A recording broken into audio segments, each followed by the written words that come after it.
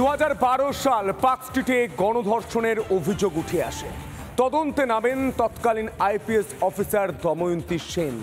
তদন্ত করে তিনি সঙ্গে সঙ্গে 3-4 দিনের মধ্যেই অপরাধীদের গ্রেপ্তার করেন, কিন্তু তারপর তাকে অন্য জায়গায় ট্রান্সফার করে দেওয়া হয়। এটা ছিল 2012। 2011 এই রাজ্যে পালাবদল হয়েছে, রাজ্যে নতুন সরকার এসেছে, তৃণমূল সরকার। 2012-র পর কামদুনি হয়, কুলতুলি হয়, কালিয়াচক হয়, কালিয়াগঞ্জ হয়, আরজিকর হয়, এমনকি এই দুর্গাপুরে সুতন্দ্রার মতো একজন নৃত্যশিল্পী তাকেও খুন হতে হয়। আর রাজ্যের পুলিশ নির্লজ্জভাবে বলে এই নয় সেই নয়। আরজিকরে একজন তৃণমূল ঘনিষ্ঠ ডাক্তারকে বলা হয় ফিঙ্গারপ্রিন্ট বিশেষজ্ঞ, যে আরজিকরের সঙ্গে কোনো যোগ ছিল না, নাম তার অভিজ্ঞ। এই নির্লজ্জতার ছবি গোটা বাংলা দেখেছে, কিন্তু একদিনে এই ছবিটা তৈরি হয়েছে বলছে না। কারণ 2012 সালে দময়ন্তী সেনকে সরিয়ে দিয়ে এই রাজ্য সরকার মেসেজ দিয়েছিল, এই রাজ্য সরকার বার্তা দিয়েছিল যে আমার অঙ্গুলি হেলনে, আমার নিয়ম নির্ধারণ আপনি যদি না মানেন, আপনি পুলিশ হতে পারেন, তাহলেও আপনাকে সরে যেতে হবে। এটাই কি বাংলার ছবি? নারী নিরাপত্তা নিয়ে একটাই প্রশ্ন, নারী নিরাপত্তা কবে পাবে বাংলায়? আসবো আলোচনায়, কিন্তু প্রথমেই বিশেষ রিপোর্ট। আমার স্বামী চলে গেছে, আমি করেছি, আমার মেয়েকে ফেরত দাও, আমার মেয়েকে ফেরত দাও।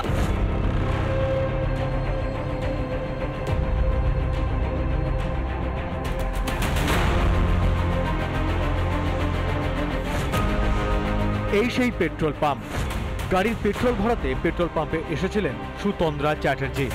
তারপরেই মদ্যপ যুবকরা চড়াও হয় তার উপর বলে অভিযোগ। রবিবার রাতে সুতন্দ্রার গাড়িকে ধাওয়া করে মদ্যপ যুবকদের গাড়ি। প্রায় 15 থেকে 20 মিনিট ধরে চলে কটূক্তি, চলে অশ্লীল অঙ্গভঙ্গি বলে অভিযোগ। শুরু হয় গাড়িতে পর পর ধাক্কা, উল্টে যায় সুতন্দ্রার গাড়ি। ঘটনাস্থলে মৃত্যু হয় তার। বাজিং গেট করছিল, টোনটিটকারি করছিল, হাত পা দেখাচ্ছিল। এনার ডান দিকের গেট দিয়ে আমার বাঁ দিকে পুরো চেপে দিল, যে আমার ডিভাইডারের ওপর গাড়িটা তুলে দেওয়ার চেষ্টা করেছিল। বাঁ দিক থেকে ওভারটেক করে এসে আবার মেরেছে, ধাক্কা মেরে গাড়িটাকে পাল্টি করে দিয়েছে।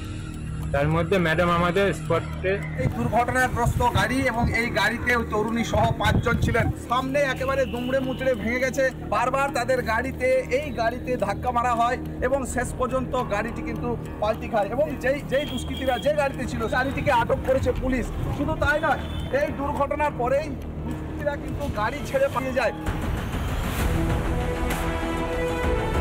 এই বাংলায় বাড়ছে গুন্ডাদের রাজত্ব। অভয়ার পর মদ্যপদের লালসার শিকার কি তাহলে সুতন্দ্রা?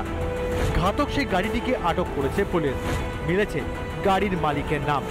কিন্তু রবিবার রাত থেকে এখনো পর্যন্ত কেউ গ্রেপ্তার হয়নি।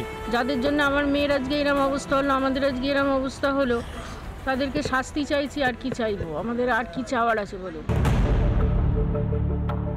ঘাতক গাড়ির মালিক বাবলু যাদব। যাদব ট্রেডার্সের মালিক তিনি। পানাগড় বাজারে তার বাড়ি, কারখানা। বাবলু যাদবের নামেই নথিভুক্ত ঘাতক গাড়ি। বাবলু যাদবের খোঁজে পুলিশ। শক্তিগড়ের সামনে এক মাফিয়াকে গুলিবিদ্ধ অবস্থায় দেখা গিয়েছিল, এবং সেই রেশ কাটতে না কাটতে দেখা গেল যে গোটা আসানসোল চত্বর জুড়ে মাফিয়া রাজ। কিন্তু এত কিছুর পরও পুলিশের নিরাপত্তা ব্যবস্থা কোথায়? গতকাল রাতে যে ঘটনা ঘটেছে, একটা পুলিশ পেট্রোলিং ছিল না। 19 নম্বর জাতীয় সড়কে নিরাপত্তা মিলবে না দেখে সুতন্দ্রার গাড়ির চালক গাড়িটিকে কাকসার পানাগড়ের দিকে নিয়ে চলে যান। নিস্তার মেলেনি এরপরও। শুধু প্রপারলি এই মুহূর্তে তাদেরকে না ধরা অবধি বলা যাবে না, কারণ তাদের কি মাথায় উদ্দেশ্য ছিল সেটা তো আমরা কেউই আইডিয়া করে বলতে পারবো না। তাদের হয়তো কোনো কিছু থাকতে পারে মানসিকতা। রাতে বেআব্রু মেয়েদের নিরাপত্তা, কবে ঘুম ভাঙবে প্রশাসনের? পুলিশের ভূমিকায় রীতিমতো ক্ষোভ প্রকাশ সুতন্দ্রার মায়ের। ঘটনা তদন্তে আসানসোল দুর্গাপুর পুলিশ। সুতন্দ্রার দেহের ময়নাতদন্তের পর তুলে দেওয়া হয় বাড়ির লোকের কাছে। গাড়িতে থাকা সুতন্দ্রার সঙ্গীদের জিজ্ঞাসাবাদ করছে পুলিশ। বিট্টু রায়চৌধুরী, রমেন মজুমদার, ব্রজ ব্যানার্জি, সুজিত গৌড়ের রিপোর্ট, রিপাবলিক বাংলা। বাংলার মায়েরা বুক চাপড়ে চাপড়ে কাঁদে, কারণ তাদের মেয়ে, তাদের ছেলে, তাদের পরিবার ক্রমশ এ রাজ্যে খুন হয়, ধর্ষণের শিকার হয়। আজ সুতন্দ্রার সঙ্গে যেটা হয়েছে, সেটা শুধু সুতন্দ্রার সঙ্গে নয়, গোটা বাংলার মহিলাদের সঙ্গে হয়েছে। সকালে আমরা দেখলাম এই কলকাতা শহরে হাড় ছিনতাই হয়ে যায়, প্রকাশ্য রাস্তায় সিসি ফুটেজ সামনে আসে, কেউ গ্রেপ্তার হয় না। রাত্রে আমরা দেখতে পাই পানাগড়ের মতো জায়গায় যে রাস্তায় পেট্রোলিং থাকার কথা, সিসিটিভি থাকার কথা, পুলিশের নাকা তল্লাশি থাকার কথা, সেখানে পুলিশ থাকে না। সুতন্দ্রার মতো নৃত্যশিল্পী প্রাণ হারাতে হয়। আমরা 4টা খবরে আজকে আলোচনা করব। আমরা দেবাশিস ধর, প্রাক্তন পুলিশ কর্তাকে পেয়ে গেছি। দেবাশিস বাবু, আপনাকে রিপাবলিক বাংলায় স্বাগত জানাই। দেবাশিস বাবু, আমি পরিষ্কার জানতে চাই, পুলিশ এই বাংলায় যারা কাজ করছে, বাংলার ছেলেরা বীর সন্তান, যারা আইপিএস পদমর্যাদার অফিসার, যারা আইপিএস অফিসার, তারা বাইরের রাজ্যের যুবক, ভারতের বীর সন্তান। কিন্তু আমি জানতে চাই 2012 সালে দময়ন্তী সেনকে পার্ক স্ট্রিটের ঘটনার পর 4জন বা 3জনকে 3 দিনের মাথায় বা 4 দিনের মাথায় 3 বা 4 জনকে যখন গ্রেপ্তার করছে, তারপর কোন কারণে সরিয়ে দেওয়া হয়েছিল? সেই দিনে কি আসল পেরেকটা মেরে দেওয়া হয়েছিল যে পুলিশ তোমার হাতটা বাঁধা, আমি যেটা বলবো তোমাকে সেটাই করতে হবে? আপনি তো প্রাক্তন পুলিশ কর্তা ছিলেন, আপনি কাজ করেছেন এই সিস্টেমটার সঙ্গে। আমি এই সিস্টেমটা সম্পর্কে জানতে চাই। আজকে সুতন্দ্রার মা প্রশ্ন করছে, আজকে অভয়ার মা প্রশ্ন করছে, আজকে কুলতলির ছোট্ট উমার মা প্রশ্ন করছে, আজ হাঁসখালির মাটা প্রশ্ন করছে তাদের মেয়েকে কেন খুন হতে হয়েছে। এতগুলো মায়ের চোখের জল, উত্তর দিন।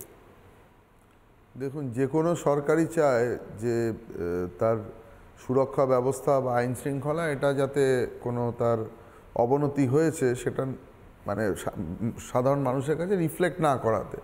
তো সেই জায়গায় দাঁড়িয়ে কিছু কিছু ক্ষেত্রে শাসক দলের যারা ঘনিষ্ঠ বা অন্যান্য এই ধরনের অভিযোগ থাকে, অনেক ক্ষেত্রে সেটা সত্যিও হয়। আর অনেক ক্ষেত্রে দেখা যায়, যেটা আমি প্রথমেই বললাম, যে সামাজিক অবক্ষয়, law and order situation deteriorate করেছে। তো এই জায়গাগুলো কিন্তু তাদের যে ক্রাইম রেকর্ড, সেই জায়গাতে এমনভাবে তারা রিফ্লেক্ট করাতে চায়, তাহলে ন্যাশনাল লেভেল বা ইন্টারন্যাশনাল লেভেলে যখন সেই ক্রাইম সিনারিও আসে, সেটা পোর্ট্রেট না হয়। তো এই রকম অবস্থায় দাঁড়িয়ে, বিশেষ করে যেখানে 2012 থেকে আমরা যদি দেখি, এই যেটা আমরা বলছি যে ট্রেন্ডটা চলছে, অনেক ক্ষেত্রে দেখা যাচ্ছে যে অনেক অফিসার তারা প্রচণ্ড দক্ষ ছিলেন, অনেক দক্ষ অফিসার এখনও সরকারে আছেন, তারা চান কিন্তু সঠিক ঘটনাগুলো সঠিক তদন্ত করতে। কিন্তু যেহেতু অনেক ক্ষেত্রে সেই তদন্তগুলো যেভাবে মনিটর্ড হয় ওপর থেকে, বা যেভাবে তাদের ওপরে যে ডিরেকশান থাকে, যে সরকারের যে অবস্থা, বেআব্রু অবস্থা, সেটাকে রিফ্লেক্ট না করানোর জন্য, সেক্ষেত্রে দাঁড়িয়ে কিন্তু দেখা যায় যে যেভাবে সত্যি ঘটনাটার পোর্ট্রেট হওয়া উচিত ছিল, তার জায়গায় কিন্তু যেটা হয় যে আজকে যে এই যে ঘটনা দেখলাম দেবাশিস বাবু, 4 এপ্রিল 2012 আমি আমার সার্চ ইঞ্জিনে পড়ছিলাম, তো সেই জায়গায় আমি দেখলাম দময়ন্তী সেন তিনি মাত্র কয়েক ঘন্টার মধ্যে যারা গ্যাং রেপিস্ট তাদেরকে গ্রেপ্তার করলো। কিন্তু তারপর দময়ন্তী সেনকে কয়েক ঘন্টার মধ্যেই সরিয়ে দেওয়া হলো পাশের কমিশনারেটে। মানে আমি জানতে চাই যে এই ঘটনা ঘটিয়ে কি শিক্ষা দেওয়া হয়েছিল? পুলিশ, আমি যেটা বলবো তুমি সেটা করতে বাধ্য। শুধু তাই নয় দেবাশিস বাবু, আমরা দেখলাম এই রাজ্য পুলিশের একজন পদাধিকারী অফিসার, তিনি প্রেস কনফারেন্স করে বলছেন যে এই আরজি করের ঘটনায় এই যে ব্যক্তিকে দেখা গিয়েছিল এই ঘটনার ভেতরে, এই হসপিটালের ভেতরে, তিনি নাকি ফিঙ্গারপ্রিন্ট বিশেষজ্ঞ ছিলেন, এবং তারপর জানা গেল তিনি হচ্ছেন অভিক দে, শাসক দল ঘনিষ্ঠ একজন চিকিৎসক। আপনি বলুন কতটা নির্লজ্জতা। দেখুন, এটা তো একদম সাধারণ মানুষের কাছে একদম ইন ওপেন ডেলাইট এটা প্রমাণিত হয়ে গেছে। তো এই জায়গায় দাঁড়িয়ে একটা কথাই বলা যায়, আবার বলছি, যে পুলিশকে যেভাবে তার মানে বিবৃতি বা সেই ঘটনার যে কার্যবহ, সেটাকে যেভাবে রিফ্লেক্ট করতে বলা হচ্ছে, পুলিশ সেই জায়গায় তার বাইরে গিয়ে দাঁড়িয়ে সেটার বাইরে যেতে পারছে না বা যাওয়ার ক্ষমতা নেই। তো এখন এখানে যদি আপনি অবশ্যই যে নির্লজ্জতার কথা বলছেন, তার থেকেও বড় কথা হচ্ছে তার অসহায়তা। ঠিক আছে, এটা অনেক বেশি, এবং কিন্তু মুশকিল হচ্ছে সেটা যখন আজকের দিনে টেকনোলজি সবার কাছেই রয়েছে, একটা মানে যেমন পুলিশের কাছেও রয়েছে, সাধারণ মানুষের কাছেও রয়েছে, মিডিয়ার কাছেও রয়েছে, সকলের কাছে। তো সেটা যখন পাবলিক ফোরামে আসছে, তখন কিন্তু পুলিশের ভাবমূর্তি অনেকভাবে নষ্ট হচ্ছে।